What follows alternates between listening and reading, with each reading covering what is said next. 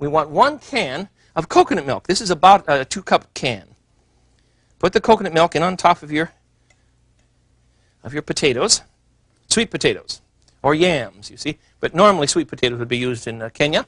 And to that, we're going to add a bit of brown sugar. And the recipe that was given me by, this is from a student at the University of Washington, is this. Put the potatoes in the pan, add some coconut milk, add some brown sugar, and then add some cardamom, and then cook it until it's done. I swear to God, that's a recipe. So I'm adding about a tablespoon of brown sugar. And cardamom, you know, is a very rare and expensive spice, but it's a lovely thing. So I'm going to add about a teaspoon of cardamom, about like so, you see. Sprinkle over my brown sugar, potatoes, sweet potatoes, and 1 can of coconut milk. And we're going to let that simmer until it absorbs the moisture. And if you let this go long enough, the sugar in the coconut milk will caramelize. You see the difference in color? Let me serve that for you. I'll get this one on the stove. It's very, very good. It's the kind of thing that'll drive your kids up the wall because it's so very rich. Oh, I don't see the right lid. We'll use this one. So very rich. Okay. Here's a third dish from Africa, in this case from the nation of Kenya, to go with our Biafran couscous. If you are from Africa or have people from Africa and you're wondering why I'm mixing up so many cuisines, it's because I'm trying to make a point about cultures. That's why. About the many cultures of Africa. All right, what's the third one? Oh, I must tell you about the first time I ever learned about meat dishes in Africa. I ran into a woman one day in the supermarket in Washington, D.C. It's called the International Safeway. If you've not been there, you must go. Must take your children. It's the most marvelous place for education. Here's an enormous freezer, and in this freezer you find a frozen rhinoceros, frozen elephant meat, all sorts of things from Africa and every other nation in the world, because Washington, D.C., you see, has so many embassies. And I'm looking at all these strange meats, and I think, who would ever eat such a thing? When behind me came, here she came. This woman approached me with her shopping cart. She was about 6 feet tall, absolutely gorgeous woman in traditional garb, long, beautiful pattern on this colorful, colorful dress, and a great turban that went around. You know how they do this marvelous twist? She approached this case and simply held court in front of these frozen meats, picked out exactly what she wanted, put it into the thing, and wandered off. I almost bowed to her. Absolutely gorgeous woman of great grace, and she was cooking some unusual. I wanted to go over for dinner, but I didn't make it. She didn't even turn around and invite me. Let me give you another dish from Kenya, and it's a curried fish dish. Very simple, and they make their curry from scratch. I have in a baking pan 2 pounds of white fish, nothing to it, and then we're going to prepare in an osterizer a good curry sauce, and it's very simple to do. We're going to put in our osterizer here 1 can, one of these little small cans of tomato paste, and then we're going to add a half of a cup. Oops, make a mess here for us, huh? Tomato paste is amazing stuff, isn't it? If you spill one little dab, it goes all over the house. The rug, the kids, the carpet, the cat, everything. I want a half a cup of white wine vinegar. There we go. And then to that, we want to add, this is a very complicated mess, so you listen closely now. And if I confuse you, you can always write me for recipes. You know, I'll be glad to send them. We want a half teaspoon for this Kenya recipe for curried fish, half teaspoon of cardamom to our half cup of vinegar, and 1 can of tomato paste. And then we want to add 2 teaspoons of turmeric. Now, turmeric is that very, very bright, heavy, bitter spice. It's a seed, you see, that gives you that very yellow color in curries and that strange bitter flavor. It's very necessary. A couple teaspoons of chili powder. And I use good hot chili powder. I like the dish hot. 2 teaspoons of chili powder, and we want half a teaspoon of cumin. How do you describe cumin? It's delicious flavor. There's just nothing else like it. Cumin, that's a seed too, you remember, all ground up. All right, and about, so what do I want? 4 cloves of garlic, 1, 2, 3, that'd be enough. Those little last ones were kind of small. And I want a bit of water, perhaps, a cup. That would do plenty, all right? That's about 3/4 of a cup. Now we're going to osterize this, or blend it properly, grind it up, and we'll have a nice paste for our fish. Here we go.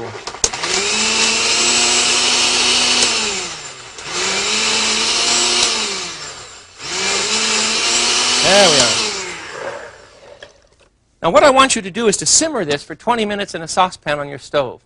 I'm not going to bother to do that today because I simply don't have time to have you stand here and watch me simmer sauce and babble about Africa, though we could do it. We'd have no trouble doing it. You know that.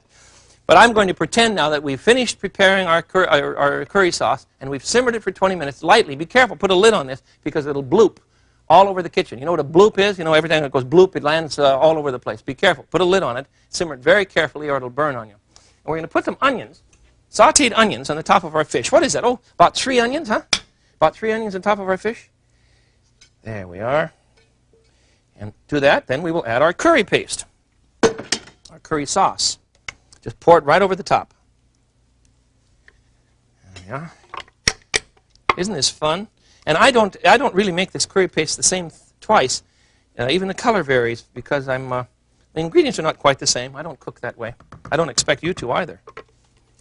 And we'll put that in a 350-degree oven and bake it for about 45 minutes or so, maybe an hour, depending on how thick the fish was cut, you see. I have one in here already, of course. And it's very hot. Let me find some pot holders here. Here you are, a curried fish from Kenya. Isn't this gorgeous? You see, as the dishes mount, we have more and more to do with varying cultures. It's a marvelous way to go. Now, for some bread today, I'd like to serve a bread from Ethiopia, another African nation that everything is so very different. It's amazing, just absolutely amazing. And the bread is made traditionally very flat. It looks very much like a tortilla. And you know what I've done? You're right. I really didn't have the time to roll out Ethiopian bread today. As a matter of fact, I don't even know how to make it properly. So I went to the supermarket, and I'm buying wheat tortillas, not flour tortillas, and I'm going to use those with the meal in the place of Ethiopian bread. They'll do just fine. Just pop them in a frying pan for just a moment. Remember, no oil or anything, and warm them up, and then serve them hot in a big stack for your African dinner. Great fun. Let's find some more things here. We've got all kinds of other things to eat. I've got some dishes that I simply want to show you. And I'm not going to give you recipes because I'm still trying to figure out the recipe. The other day when I was shopping for this, for our session today, I ran across a gentleman from Nigeria in a market. There's a market here in town that sells African food products. And I've not tasted any of them. And I'm going to taste them now with you. I've cooked them up and we'll see what we have. For instance, there is a product. Let me show you what it looks like. In Africa, this is from Nigeria, they make a product out of the yam. Out of a yam, you see. You know what a yam is. And they grind it down. They dry it and they grind it down to a flour. Look at how fine that is. And it's called a fufu. You see, a yam fufu. They also make it out of plantains or very much like a banana. And when you cook this up, you cook it up just as you would a mashed potato or something, instant mashed potato, you see. And you wind up with something that is, well, just the color alone is shocking. Look at this. Look at the color, you see. That's strange. It looks like a beef gravy gone astray, doesn't it? I've not tried it yet. But this is a yam fufu, and it's served as a starch product alongside of your meats and stews and things. Let's try it right now. This has gotten a little cold. It's a little gelatinous, a little more so than I thought it would be. Let me try it.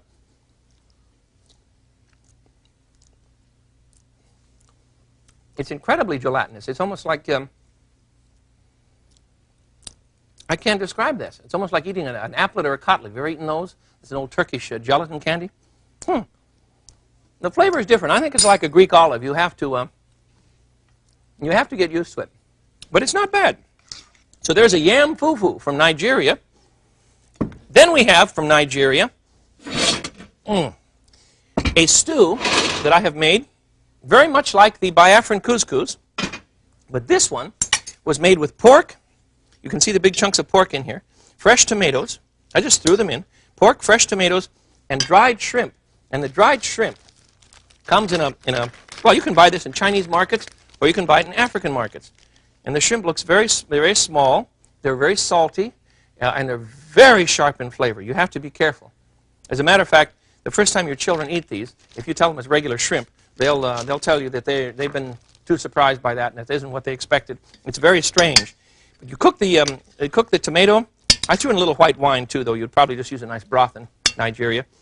Cook the tomato, the pork, and the shrimp together, and then you add something called egusi. And I don't know how to describe this to you, except that it's ground melon seeds. It's a melon seed product that is ground up, and it's used for a thickener. You see, and it's very rich. It's very oily and very rich, and it's used as a thickener in the stew. I'm just going to throw this right in here. Just add a little more. And we cook this down for a while. It's a very good dish. I enjoy this.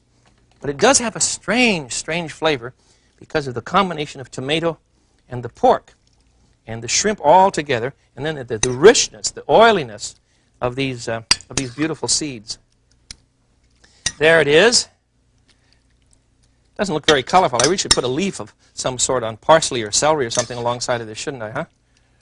Let's see where I can put this one now for our African feast here. It's getting rather involved. What other one? Oh, and I also have a dish from Ghana. And this is something called a golden egg. And it's a very elegant fruit. And they come in a tin. See how beautiful they are? It's a cross between, I don't know how many fruits. I've tried to figure out a definition for it in terms of a blending of flavors, and I'm stuck. I just can't tell you.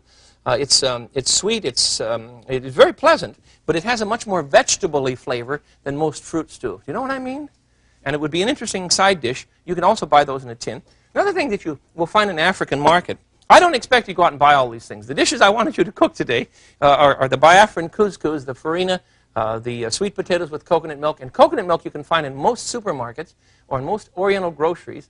And certainly any fancy deli would have coconut milk. And you're all set to do the first recipes that I gave you today. These last ones are what I call creative cultural addenda. And here's one more. This is a red palm oil. It isn't hot. It isn't hot at all, but it's very, very heavy. And it comes from the palm tree, and they use it as a cooking oil. I'm going to try this. They use it as a cooking oil in a lot of African nations. It has a rather strange taste for me. It's very heavy flavor. It isn't light like a peanut oil or even as an olive oil. And you get used to that flavor. You see, certain flavors become terribly important to our history because when we taste that, we remember something good. That's one of the reasons why we come to table and why we cook so diligently for one another. And in Africa, a lot of these dishes, as a matter of fact, most of the dishes, in the more traditional tribes, a lot of tribes that have simply refused to become modern because they know it isn't worth it. They know that when you become as complex and as messed up as some of our Western cultures, they know that they're going to lose a lot of terribly important values. So they prefer the traditional ways. And one of those traditional ways is to eat from a common pot. And when you eat from a common pot, you remember who you are because you're a member of the tribe, you're a member of the family, you belong with everyone else. That's what the common pot means. It's not an individual TV tray. That's privitude. I think that's perversion. So from a common pot today, we can eat candied yams in coconut milk from, good Lord, where are they from? Nigeria. No, they're from Kenya.